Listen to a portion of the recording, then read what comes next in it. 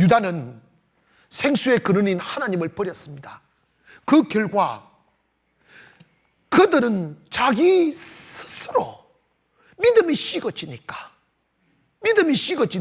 하나님을 못 믿으니까 자기를 믿게 되는 거예요. 세상을 믿게 되는 거예요. 돈을 믿게 되는 거예요. 교만합니다. 인간의 마음속에 하나님이 떠나가면 자기가 신이 돼요. 자기가 신이 되는데 능력 없는 신이니까 불안하니까 자꾸 우상을 만들어내는 거예요. 재물을 의지하고 사람을 의지하고 세상을 의지하고 하나님의 간섭받기 싫어합니다. 누군가가 진리를 말해주면 길을 닫아버리고 고개를 돌려버립니다. 하나님을 떠났습니다. 생명의 근원을 떠났습니다. 그런데 놀라운 현상이 일어나는 거예요. 이게 뭐냐면 하나님을 떠나 내가 노력하고 땀 흘리고 공부하고 열심히 하면 잘 살 줄 알았는데, 그래서 세상에 나가서 열심히 땀을 흘렸는데 안 되는 거예요. 씨를 뿌렸는데 열매가 없어요. 왜? 내가 살아가는 현장에, 내 삶의 현장에 가시덤불과 엉겅퀴가 나기 시작하는 거예요. 수확을 기대했는데 고통이 옵니다. 많은 것을 바랐는데 아무것도 없게 되는 거예요.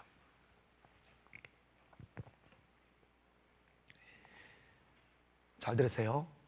하나님을 떠나는 사람들의 유형이 어떠느냐 하면 신본주의에서 인본주의로 바뀌는 거예요. 하나님을 영화롭게 하기 위하여 창조되어진 인간이 자기를 만족시키려고 합니다. 하나님을 의식하고 하나님을 바라보고 살아야 될 인간이 사람을 의식하고 하나님보다 사람을 두려워하고 사람을 즐겁게 하려고 하고 사람을 만족시키려고 합니다. 하나님을 기쁘시게 하고 하나님을 만족시키려면 사람이 무릎을 꿇어야 돼요. 사람이 굴복되어야 됩니다. 하나님의 말씀에 순종해야 됩니다. 그런데 하나님을 생수에 그런 대신 하나님을 떠난 인간들의 특징이 뭐냐면 하나님을 의식하지 않아요.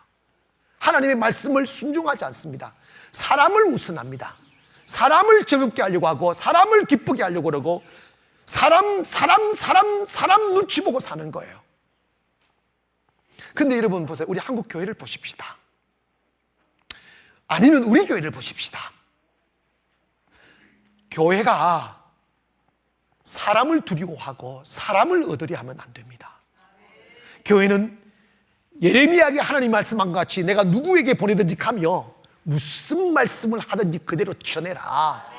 이게 교회가 가진 사명입니다. 교회는 담대함이 있어야 되고 사람 눈치 보지 말아야 되고 사람에게 굴복하는 게 아니고 사람을 굴복시키는 것이 교회임을 믿기를 원합니다. 어느 한 순간부터 교회의 말씀이 약화되고 있어요. 사람 눈치 봅니다.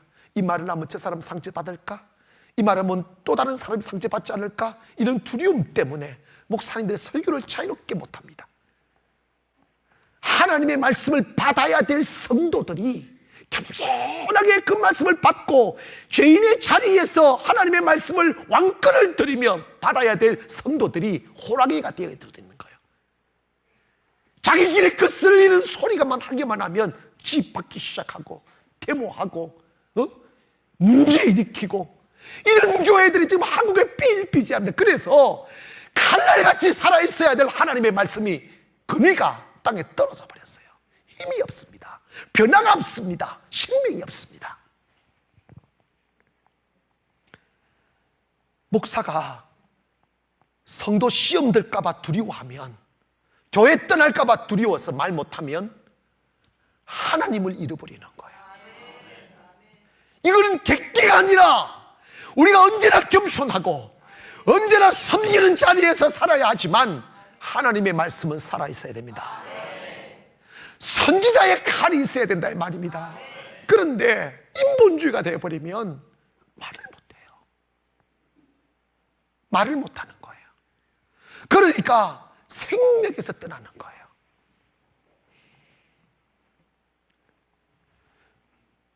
하나님을 떠나니까 자꾸 사람들을 자기 주변에 끌어모으려고 하는 거예요. 친구들을 끌어모으려고 하는 거예요. 이런 모임에도 가고 저런 모임에도 가고, 그래서 사람들이 만드는 울타리 속에 자기를 가두어 놓고 안전하다 안전하다 안전하다 하는 거예요. 그래서 여러분 이거 기억하십시오. 다윗은 역대 왕 중에 가장 위대한 왕입니다. 하나님의 축복을 가장 많이 받았고 이스라엘 사람들이 지금도 존경하는 아버지와 같은 존재가 다윗입니다. 그런데 다윗의 일생에서 가장 큰 하나님의 진노를 샀던 일 하나가 있어요. 그게 뭔지 아십니까? 자기 나라가 세워졌을 때 나를 따르는 내 밑에 있는 내 백성의 수가 얼마인지를 알기 위하여 인구조사한 것입니다. 인구를 조사시켰어요. 우리나라 사람들이 몇 명이나 되느냐고. 다 조사를 하니까 칼을 들어 싸울 수 있는 장정들이 80만이고 자기의 혈통 유다민족이 50만 명인 것을 알게 됩니다. 그러니까 다윗이 어머나, 나를 호위하고 방어할 수 있는 군대들이 이렇게 많구나, 내 백성들의 수가 이렇게 많으니 이방 나라로부터 침공을 당해도 괜찮겠구나 하며 하나님을 의지하는 마음보다 순간적으로 자기 백성들을 의지하는 마음이 생기기 시작합니다. 나 이제 이 정도면 나 성공했어. 나 이제 돈 먹을 만큼 돈 벌어놨어. 나 이제 내 사업을 이렇게 일으켰으니까 이제 나 이제 든든해. 이런 생각 말입니다. 우리가 왜 돈 벌려고 합니까? 우리가 왜 자존심 구겨가면서 눈물을 흘리며 돈을 모으려고 합니까? 다 이 같은 마음 때문에 그렇다 이 말입니다. 그 마음을 품을 때 하나님이 갓이라는 선지자를 보내서 다윗을 책망합니다.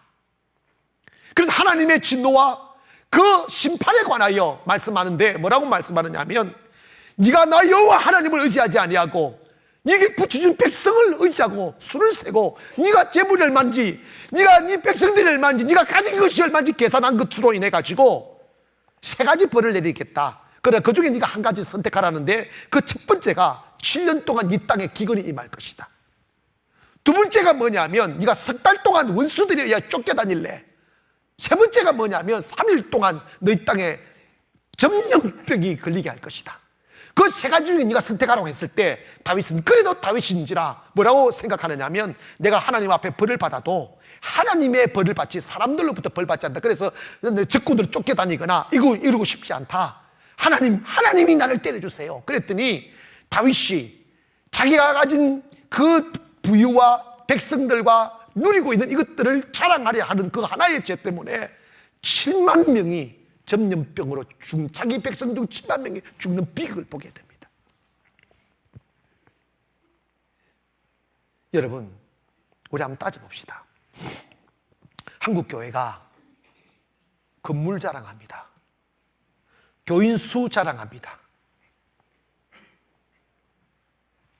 또 여러분 자식 자랑하고 재물 자랑하고 사업 자랑하고, 사업 좀 안 되면 코가 팍 빠져 있고, 사업 조금 잘 되면 그냥 하늘을 치듯이 머리 치들고 야단입니다. 이거 전부 다 이런 거예요. 우리가 담대함은 하나님을 믿기 때문입니다. 세상을 만들어 여러분 편안을 누리고 안정된 삶을 살 걸 여러분 생각하지 말기를 원합니다. 저는요, 솔직히 제가 기질이 그런지도 모릅니다만은, 제가 사실 우리 교인 몇 명인지 모릅니다. 우리 교회가 가진 자산이 얼마인지도 모르고, 우리 교회 평수가 문제는 춘천에 땅이 몇 평인지 난 전혀 진짜 모릅니다. 생각 안 해요. 그 계산해 본 적이 없어요. 왜 그러느냐면 혹이라도 내가 내 주변에 가지고 있는 것 때문에 하나님을 의지하는 믿음이 식어질까 봐. 오늘 여러분, 유다가 망하게 된 첫 번째 동기가 영적인 잠에 빠졌고, 두 번째가 하나님을 떠난 것인 거예요. 오늘 여러분 하나님께 돌아가기를 원합니다. 나의 반석도 하나님이시요, 나의 의지도 하나님이시요. 여러분, 때로는 우리가 살다 보니까 사람들이 나를 떠나잖아요. 재물이 풍선 바람 빠지듯이 빠져나가잖아요. 그럴 때마다 울고 자빠지고 나자빠지고 이러지 마세요. 다 떠나가도 나 주님 이름 잡으면 살 수 있어.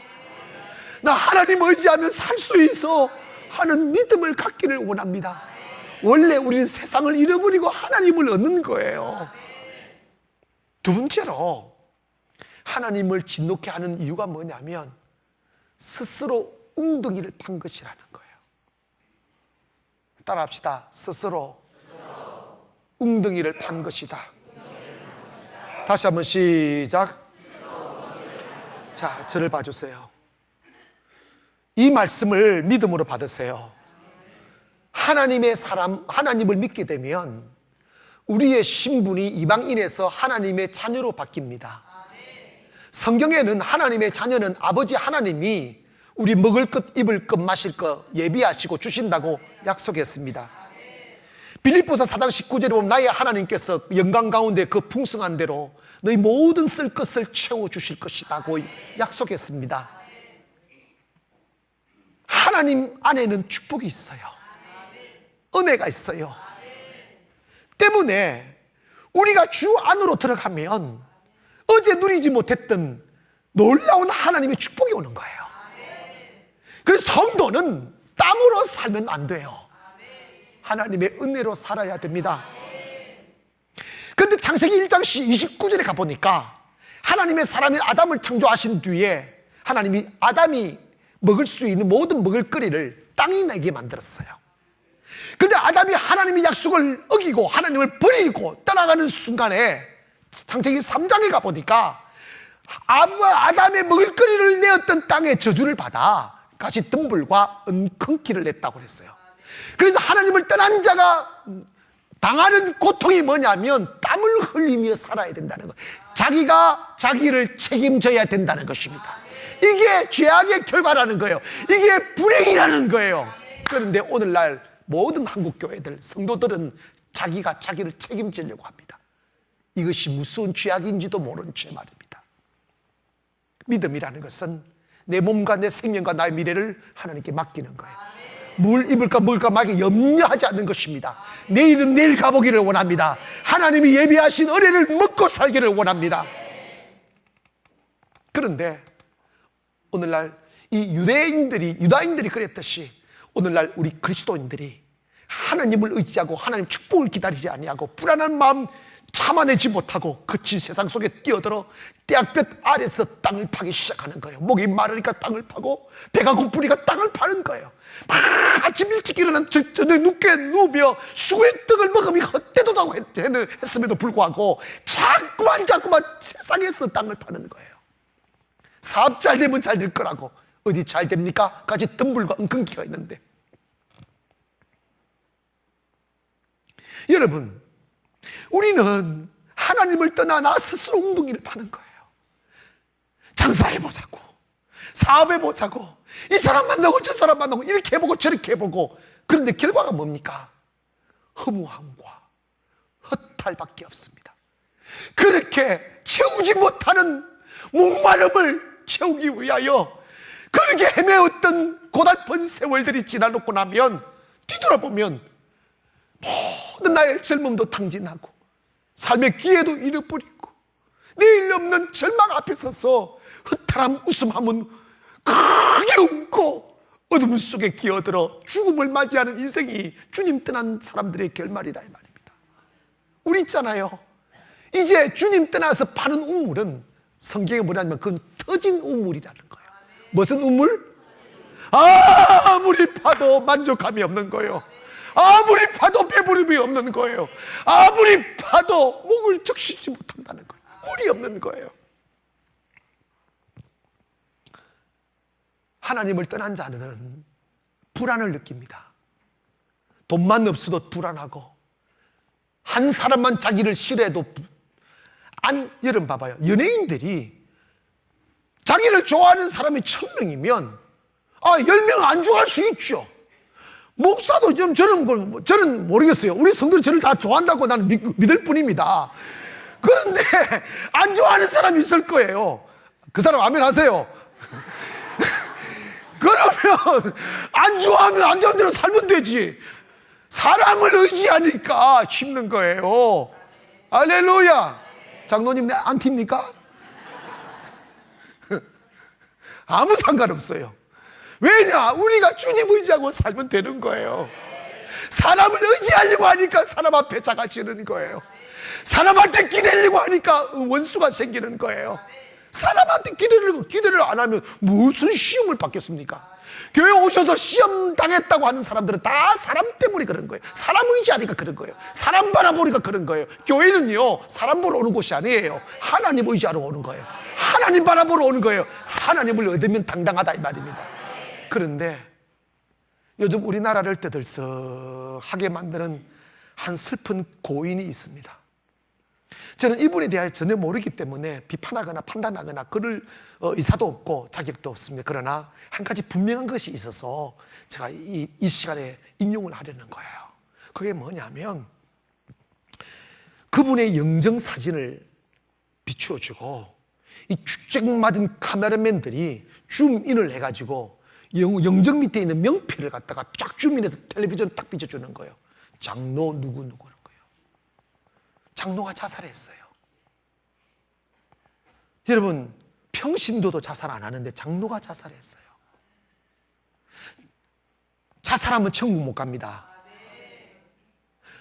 자살은 인간 최악의 날 살아갈 힘이 없으니까 최종적으로 선택하는 패자의 선택입니다.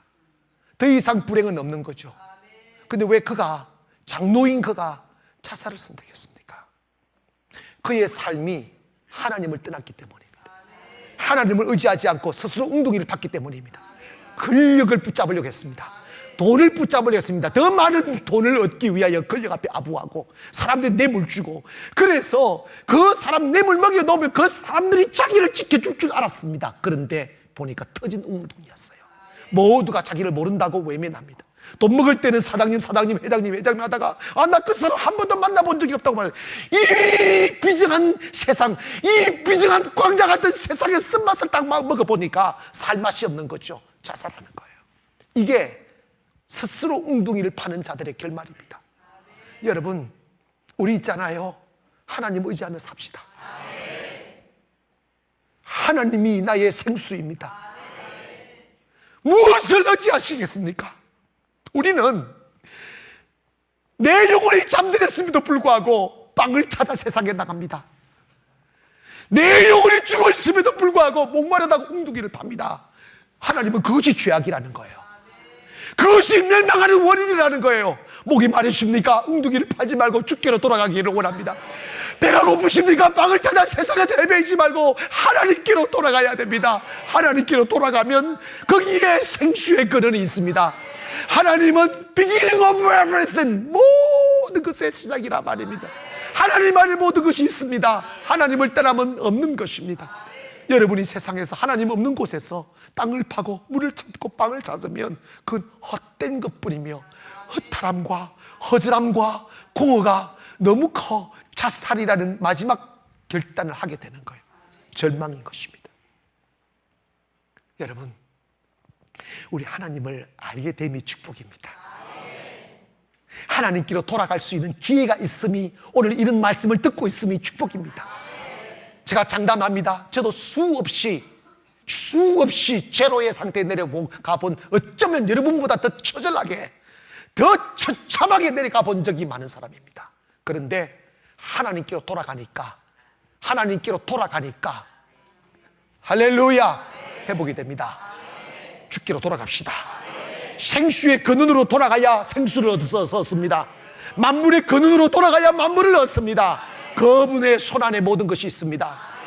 이제 우리 어찌하렵니까? 언제까지 생수의 근원 되신 하나님을 버리고 스스로 웅덩이를 파시며 피곤한 인생을 이어가시겠습니까? 이제 우리 삶의 패턴을 바꿔야 됩니다. 바쁘더라도 기도로 돌아가기를 원합니다. 바쁘더라도 하나님께 돌아가기를 원합니다. 일이 꼬이고 얽혀 있어도 하나님께로 돌아가기를 원합니다. 그러면 해결되는 것입니다. 여러분, 저는 꿈꿉니다. 우리 교회가 더 아름답게 세계를 밝히는 등불 되기를 바라고, 여러분의 사업장과 여러분의 미래가 더 없는 아름다운 주의 축복의 잔디 위에서 근심 없는 찻잔을 들이키우며 눈물 없는 빵을 먹으며 그 기름짐이 넘쳐서 다른 사람들, 이웃들에게 흘러드는 축복의 근원이 되기를 꿈꾸고 있는 거예요. 그러려면 우리 한 가지만 하면 됩니다. 하나님께로 돌아갑시다. 하나님만을 바라보십시다. 하나님만을 의지하십시다. 하나님만을 믿고 사십시다. 그러면 주님이 회복시키는 거예요.